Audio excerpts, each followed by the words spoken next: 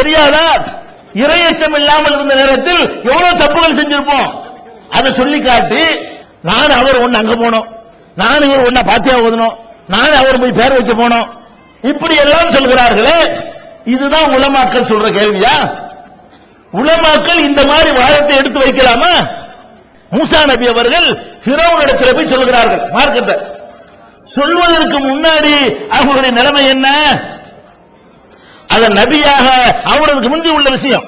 ரெண்டு பேரும் சண்டை போட்டு இருக்கிறாங்க.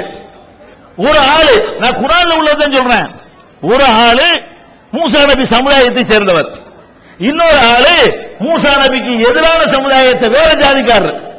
இவங்க பனி இஸ்ராயேல் சமுதாயம், அவங்க கிபுத்திங்கிற சமுதாயம். ரெண்டு பேர் அடிச்சுக்கிட்டு இருக்கிறாங்க. அடிச்சுக்கிட்டு இருந்தவன இந்த இஸ்ரவேல்காரன் இருக்கான் பாருங்க, மூசா நபி சமுதாயம், அவன் மூசா நபியை பார்த்துட்டு மூசாவே என்னை காப்பாத்துன்னு கூப்பிடுறான். மூசா நபி வந்தாரு, என்ன ஏது விசாரிக்கணும். அவர் இனத்தின் பக்கம் நிக்க கூடாது. கோபத்தில் என்ன பண்ணாரு, எப்படா எங்கால அடிக்க போச்சு அப்படின்னு கையை ஓங்கினாரா, ஒரு குத்து தான் விட்டாரு, ஆள் மண்டை போட்டான். இது குர்ஆன்ல இருக்கு. மூசா ஃபகலா அலைஹி, மூசா ஒரு குத்து விட்டார். யாருக்கு? அவருடைய எதிரி இனத்தை சேர்ந்தவனுக்கு. ஃபகலா அலைஹி, அவன் கதை முடிந்தது. அப்ப ஒரு அடி கொல்லணும் கொள்ளல அவரு, எந்த ஆளை நீ அடிப்பியா அப்படின்னு ஓங்கி ஒரு குத்து விட்டாரு. அவனுக்கு போகணும் இருந்திருக்குது. பயங்கரமான ஆள், வெயிட்டான ஆள், கூட வலிமையான ஆள் மூசா நபி. ஒரு போல் ஓட்டு ஆள் போயிட்டான். இவன் என்ன பண்றாரு, ஓட்டம் எடுக்கிறார், ஊரை விட்டு ஓடுறார். அப்ப நபி ஆவல, அப்ப அல்லாஹ்வுடைய தூதர் ஆவல. தூதர் ஆவறதுக்கு முன்னாடி என்ன செஞ்சாலும் அதுக்கு கொஸ்டின் ஆகாது. இறை தூதர் என்று ஆன பிறகு இந்த மாதிரி வேலை செய்ய மாட்டார். இறை தூதர் ஆவறதுக்கு முன்னாடி இப்படி ஒண்ணு செஞ்சுட்டு ஓடி போயிட்டார். ஓடி போய் வேற ஒரு ஊர்ல அங்க ஒரு ஆள்கிட்ட தஞ்சம் பெற்று அவர் மூளையை கல்யாணம் பண்ணிக்கிட்டு அதுக்கப்புறம் அப்படியே கூட்டிக்கிட்டு ஊரை நோக்கி வரும்போதுதான் அவரை தூர் சீனா மலையில் வைத்து அல்லாஹ் அவரை தூதரை நியமிக்கிறான். செய்தி எல்லாம் வாங்கிட்டு ஃபிரௌன்ட்ட வர்றாரு. வந்தா அவர் என்ன சொல்றான்னு பார்க்க வேண்டியதானே. ஃபிரௌன் கேட்டான், உங்களுக்கு தெரியாதோ, நீங்க என்னென்ன பண்ணீங்க உங்களுக்கு தெரியாதோ, ஒரு ஆளை நீங்க காலி பண்ணலையோ? யார் கேட்டான்? ஃபிரௌன் கேட்கிறான், என்ன பண்ணி அல்லாஹ்வுடைய தூதருங்கிற, நீங்க யாரு எங்களுக்கு தெரியாது, 10 வருஷத்துக்கு நீங்க யாரு, 15 வருஷத்துக்கு முன்னாடி நீங்க யாரு, யாரு கேட்கிறா? ஃபிரௌன் கேட்கிறான்,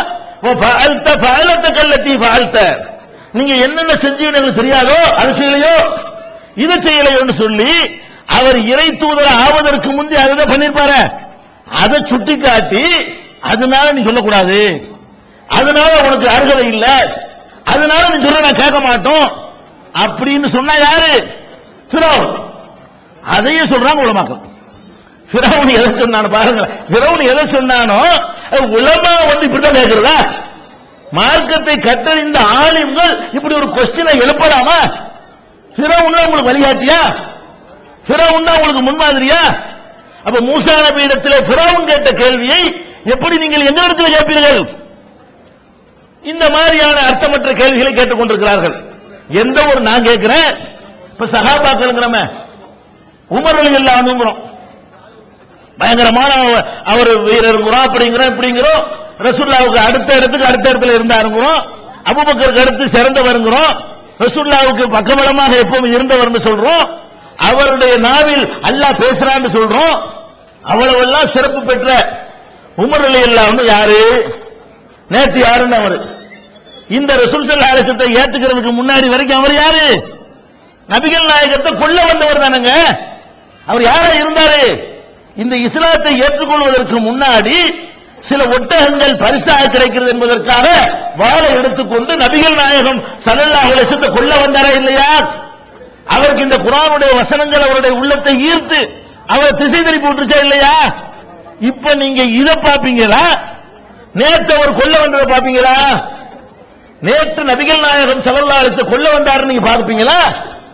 பார்த்தா நீங்க அந்த காபிருடைய பார்வை உங்களுக்கு இருக்குன்னு அர்த்தம். எப்படி பார்த்து கொண்டு இருக்கிறோம் இன்னைக்கு வரைக்கும்? 95% சஹாபாக்களுடைய கதையை தானே, கள்ள வணங்கினவங்க தானே, அநியாயம் பண்ணவங்க தானே, ரசூலுல்லாஹ் அடிச்சவங்க தானே, ரசூலுல்லாஹ்வுடைய தோழர்கள் பலரை கொன்றவங்க தானே. சஹாபிங்கிற அவள யாருங்கிற தெய்வ பிறவியா? பிறக்கும் போதே புனிதமா பிறந்தவர்களா? ஒரு பாவமும் செய்யாதவர்களா? அப்ப ஒரு காலத்தில் அதை எது செஞ்சிருந்தான்னு சொன்னா அதையும் சுட்டி காட்டுறதுன்னா உங்களுக்கு என்ன அர்த்தம்? இதான் உலமாக்கள் சொல்வதா? எந்த அளவுக்கு ஆயிடுச்சு? சில விஷயங்களை நாங்கள் மதரசாக்கள் ஓதணும், எங்களுக்கு நீங்க குர்ஆனை சொல்லித் தரவில்லை. மதரசாக்கள் நாங்கள் ஓதணும், எங்களுக்கு ரசூல் ஸல்லல்லாஹு அலைஹி வஸல்லம் ஹதீஸை சொல்லித் தரவில்லை. என்ன சொல்லித் தந்தீர்கள்? மனுஷன் எழுதின போன வருஷம் எழுதினது, 3ஆம் வருஷம் எழுதினது, 50 வருஷத்துக்கு முந்தைய எழுதினது, 100 வருஷத்துக்கு முந்தைய எழுதின கிதாபுகளை இதான் மார்க்கம்னு எங்களுக்கு சொல்லி தந்தீங்க. அதை நாங்க படிச்சோம், அதனால அதெல்லாம் சரின்னு நினைச்சு நாங்க செஞ்சுக்கிட்டு இருந்தோம். குர்ஆனை ஹதீஸை ஆய்வு பண்ணக்கூடிய நேரத்தில் அதுக்கு இதுக்கு மாற்றம் தெரிகிறது. அப்ப உங்களுடைய போதனா முறை தப்பா இருந்த காரணத்தினால் நாங்கள் ஒரு காலத்தில் தப்பான கொள்கையில் இருந்திருப்போம். அதுக்காக இப்படி கேள்வி கேட்பீங்களா? அப்ப இந்த மாதிரியான ஒரு கேள்வி கேட்கக்கூடிய காட்சியை பார்க்கிறீர்கள். என்னுடைய ஆசிரியர் கலீல் அஹ்மத் கீரன் ஒரு ஹஜ்ரத் இருக்கார், அவரிடத்தில் நான் 2 ஆண்டுகள் படித்திருக்கிறேன். என்னுடைய ஆசிரியர் அவர் தான் இப்ப ஊரா போய் திட்டிட்டு கிடக்கிறாரு. என்ன கேட்கிறாரு? அவன் என்கிட்ட படிச்சவன், ஒரு நன்றி வேணாமா அவனுக்கு? என்ன என்ன கேட்கிறாரு? மார்க்கத்தை சொல்றதுல நன்றி என்ன இருக்குது? அவரை கண்டவர் தீ வாங்கி கொடுக்கலாம், நன்றி செலுத்தலாம். அதுக்காக வேண்டி நன்றிங்கிறதுக்காக வேண்டி அவர் சொல்ற மார்க்கம் தெரிஞ்சு ஏத்துக்கணுமா? அவர் என்ன சொல்றாரு? கொஞ்சமாவது நன்றி விசுவாசம் வேண்டாமா? எங்களிடத்தில் நீ 2 வருஷம் படிக்கவில்லையா? நான் உனக்கு சொல்லித் தரவில்லையா? என் முன்னாடி மண்டி போட்டு நிற்கவில்லையா? நான் தானே உனக்கு இலக்கணம் சொல்லி தந்தேன், நான் தானே உனக்கு அதை சொல்லி தந்தேன், அதை வச்சுதானே நீங்க பேசிக் கொண்டிருக்கிறாய். விசுவாசம் வேண்டாமா? யார் கேட்கிறார்? உலமாக்கள் கேட்கிறார்கள். மூசா நபி இது பாருங்க, வேடிக்கை என்னன்னா இந்த உலமா கேட்கிறது அப்படி ஃபிரௌனியத்தாக இருக்கு, ஆச்சரியமா இருக்குது. இந்த உலமாக்கள் கேட்கிற எல்லாத்தையுமே ஆல்ரெடி ஃபிரௌன் கேட்டிருக்கிறான். அதான் நமக்கு வியப்பாக இருக்கிறது. மூசா நபி அவர்கள் அந்த அவங்க பிறக்கக்கூடிய காலம் இருக்குல்ல, அந்த இடத்துல ஒருத்தன் வந்து சொல்லிவிட்டான், யார்கிட்ட? ஃபிரௌன்ட்ட.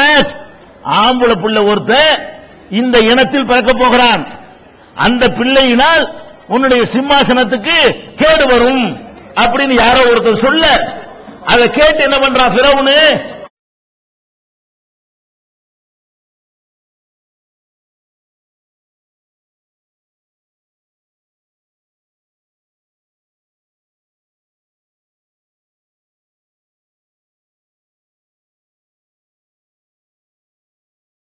ஆம்பளை பிள்ளை ஒருத்தன் இந்த இனத்தில் பிறக்க போகிறான், அந்த பிள்ளையினால் உன்னுடைய சிம்மாசனத்துக்கு கேடு வரும் அப்படின்னு யாரோ ஒருத்தர் சொல்ல, அதை கேட்டு என்ன பண்றான் ஃபிரௌன்? ஆம்பளை பிள்ளையெல்லாம் கொல்றான். அதை தப்பி தவறி இவங்க அம்மா அந்த ஆம்பளை பிள்ளை பெத்து மூசா நபியை பெத்து அவன்கிட்ட மாட்டிக்கிற கூடாதுக்காக வேண்டி ஒரு பெட்டியை செஞ்சு அதை வந்து ஆத்துல போட்டு விட்டுறாங்க. அந்த பெட்டி போய் கரெக்டா அவன் விட்டு அரண்மனையில ஒதுங்குது. அவன் என்ன நினைச்சுக்கிட்டான், இது வெளியூர் புள்ள வேலை இருக்குது, இங்க உள்ள புள்ள வேற நமக்கு ஆட்சிக்கு எதிராக வரும், இது வெளியூர் புள்ள நினைச்சுக்கிட்டு அதை எடுத்து வளர்க்கிறான். மூசா நபி வளர்த்தாரு யாரு? ஃபிரௌனுங்க. மூசா நபி அந்த குழந்தையை எடுத்துக்கொண்டு சொல்கிறான், என்ன சொல்றான்? இந்த குழந்தையை நாம் எடுத்து வளர்ப்போம், நமக்கு ஒரு பிள்ளையா இருக்கட்டும் அப்படின்னு ஃபிரௌனுடைய மனைவி சொன்ன உடனே ஃபிரௌன் கேட்டுக்கொள்கிறான். மூசா நபி வளர்ந்ததெல்லாம் எங்க? ஃபிரௌனிடத்தில். அவர் செய்திகளை பெற்றதெல்லாம் எங்க? ஃபிரௌனிடத்தில். அப்ப என்ன பண்றான்? மூசா நபி பின்னாடி இறை தூதர்னு போகும் பொழுது இதையே கேட்கிறான் திருப்பிக்கிட்டு, கொஞ்சமாச்சு நன்றி வேணாமா? என்ன கடவுள் நான் சொல்றேன், அதுக்கு வேட்டு வைக்க வந்திருக்கிறிய? அவன் என்ன கேட்கிறான்? அலம் ரப்பிக்க பீனா வலிதா, நீ சின்ன பிள்ளையா இருக்கும்போது நான் வளர்க்கலையா? நான் சோறு போடலையா உனக்கு? நான் உனக்கு கஞ்சி ஊத்தலையா? ஏன் வீட்டு சோத்தை தின்னுட்டு எனக்கு இதுல நீ வருவியா? நான் வேணா உனக்கு எல்லாம் ஆனாவனாவனு சொல்லி தந்தேன். அந்த மாதிரி கேட்கிறான் பிறவன் கேட்கிறான், அலம் ரப்பிக்க பீனா வலிதா, நீ சின்ன பிள்ளையா இருக்கும்போது உன்னை எடுத்து நாங்கள் வளர்க்கல, இந்த மாதிரி பேசக்கூடிய அளவுல உன்னை வளர்த்து ஆளாக்கி விடல. இதுக்கும் எங்க அஜத்து கேட்கறதுக்கு வித்தியாசம். இந்த பிறவன் கேட்ட கேள்விக்கு என்னுடைய அஜத்து கேட்கிறாரு, நன்றி வேணாமா? நான் தானே உனக்கு மண்டி போட்டு சொல்லி தந்தேன், நான் தானே உனக்கு நகவு இலக்கணம் சொல்லி தந்தேன், நான் தானே சொல்லி இலக்கணத்தை கற்றுத்தந்தேன், நன்றியோட எங்களுக்கு எங்களை எதிர்க்கலாமா? நீ எங்களுக்கு விசுவாசமா இருக்க வேண்டாமா? இதுவும் ஃபிரௌன் ஒரே மாதிரி இருக்கா? அப்ப நம்ம ஆச்சரியப்படுகிறோம்.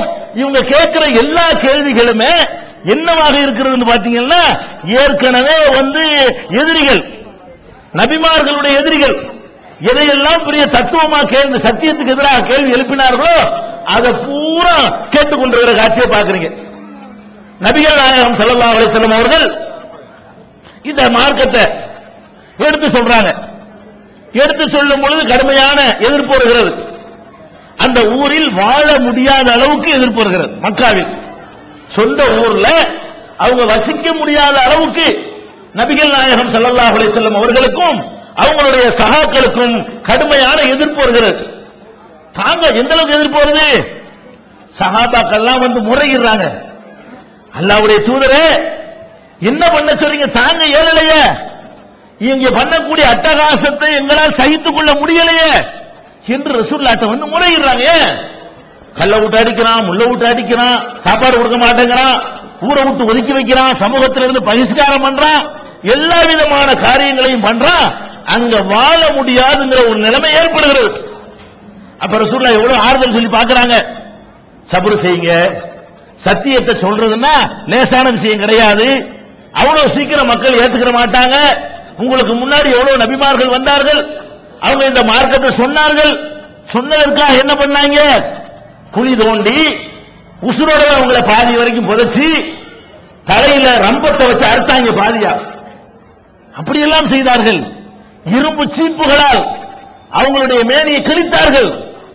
ரத்தம் சொட்ட சொட்ட அந்த நபிமார்கள் என்ன சொன்னார்கள் தெரியுமா? அல்லாஹும்ம மக்ஃபிர் லி கௌமி ஃபஇன்னஹும் லா யஅலமூன். யா அல்லாஹ், என்னுடைய இந்த சமுதாயத்தை மன்னிச்சிரு அல்லாஹ், என் மேல ரத்த சாயம் பூசினதுக்காக வேண்டி அவங்களை அழிச்சிராத அல்லாஹ் அப்படின்னு நபிமார்கள் கேட்டாங்களே. அந்த மாதிரி நீங்களும் பொறுமையாயிருங்க ரசூலுல்லாஹ் சொல்றாங்க. யாருக்கு சொல்றாங்க? அடி வாங்கிட்டு வர்ற சஹாபாக்களுக்கு, உத வாங்கிட்டு வர்ற சஹாபாக்களுக்கு, வெத்து வாங்கிட்டு வர்ற சஹாபாக்களுக்கு, ஊருக்குள்ள இருக்க முடியாது என்று ஒதுக்கி வைக்கப்பட்ட சஹாபாக்களுக்கு, சுடுமணலிலே போடப்பட்ட சஹாபாக்களுக்கு, சவுக்கடி வாங்கிய சஹாபாக்களுக்கு ரசூலுல்லாஹ் என்ன ஆறுதல் சொல்றாங்க? நபிமார்கள் இதெல்லாம் தாண்டி வாங்கி இருக்கிறாங்க, நீங்க எல்லாம் வாங்கினது பெருசா, இதெல்லாம் ஒரு பெரிய மேட்டரா, உங்களை ரெண்டாவது அறுத்து விட்டா, இரும்பு சிக்கலை கிழிச்சு விட்டா, இதெல்லாம் சின்ன விஷயம் போப்பா அப்படிங்கிறாங்க. ஆனாலும் எவ்வளவு ஒரு மனுஷனுக்கு தாங்கையில அளவுக்கு மீறி போய்விடுகிறது. கடைசியா நபிகள் நாயகம் ஸல்லல்லாஹு அலைஹி வஸல்லம் என்ன செய்யறாங்கன்னா, சரி முடியாதவங்க வேற ஒரு கட்சி போயிருங்க. ரசூல் ஸல்லல்லாஹு அலைஹி வஸல்லம் சொல்றாங்க, யாருக்கு இந்த அடக்குமுறையை தாங்கிக் கொள்ள முடியலையோ, யாருக்கு இந்த கஷ்டத்தை சகித்துக் கொள்ள முடியலையோ, அவங்க எல்லாம் எங்க போயிருங்க? வேற எங்கிட்டாவது போயிருங்க. எங்கிட்டு போறது? அதுக்கு பக்கத்துல ஹபஷான்னு ஒரு நாடு இருக்கிறது. ஹபஷான்னு சொன்னா அது இப்ப 3 நாடு பிரிஞ்சு கிடக்கிறது. நபிகள் நாயகம் ஸல்லல்லாஹு அலைஹி வஸல்லம் காலத்தில் உள்ள ஹபஷான்னு சொன்னா அபிசீனியா, எத்தியோப்பியா, சோமாலியா, இப்படி 3ம் சேர்ந்ததுக்கு பேர் ஹபஷா. நபிகள் நாயகம் ஸல்லல்லாஹு அலைஹி வஸல்லம் காலத்துல இந்த 3ம் சேர்ந்து ஒரு நாடா இருந்துச்சு. இப்ப அது 3 நாடா இருக்கு. அபிசீனியா தனியா இருக்கிறது, எத்தியோப்பியா தனி நாடா இருக்கிறது, சோமாலியா தனி நாடா இருக்கிறது. இந்த 3க்கும் சேர்த்துதான் ஹபஷான்னு பேர் அன்னைக்கு. அப்ப நபி ஸல்லல்லாஹு அலைஹி வஸல்லம் சொல்றாங்க, இந்த பக்கத்துல ஹபஷா இருக்கிறது, அந்த நாட்டுக்கு போங்க, அங்க உள்ள ஒரு மனுஷன் நல்ல ஒரு மனுஷனா தெரியுறான், அந்த ஆள்கிட்ட போய் அழைக்கலாம் கேளுங்க. இங்கதான் உங்களுக்கு சொல்ல முடிய மாட்டேங்குது, நோன்பு வைக்க முடிய மாட்டேங்குது, மார்க்கத்தை சொல்ல முடிய மாட்டேங்குது, முஸ்லீம் என்று இனம் காட்ட முடிய மாட்டேங்குது. அப்ப இஸ்லாம் என்று அந்த பேரை சொன்னாலே வெறுக்கிறாங்க. அதனால எல்லாரும் என்ன பண்ணுங்க, யாருக்கு இந்த துன்பங்களை தாங்க வலிமை இல்லையோ அவங்க எல்லாம் ஊரை காலி பண்ணி போயிருங்க, மக்காவை விட்டு விட்டு அபிசீனியாவுக்கு போங்கள் என்று ரசூல் ஸல்லல்லாஹு அலைஹி வஸல்லம் பர்மிஷன் கொடுக்கிறாங்க. அதுதான் இஸ்லாமிய வரலாற்றில் முதல் ஹிஜ்ரத் என்று சொல்லப்படுகிறது. நபிகள் நாயகம் மதீனாவுக்கு போனாங்களே, அது 2வது ஹிஜ்ரத். இஸ்லாமிய வரலாற்றில் ஹிஜ்ரத்தை ஊலா, ஃபர்ஸ்ட் ஹிஜ்ரத் என்று சொல்லப்படக்கூடிய ஹிஜ்ரத் எது என்று கேட்டால் நபிகள் நாயகம் ஸல்லல்லாஹு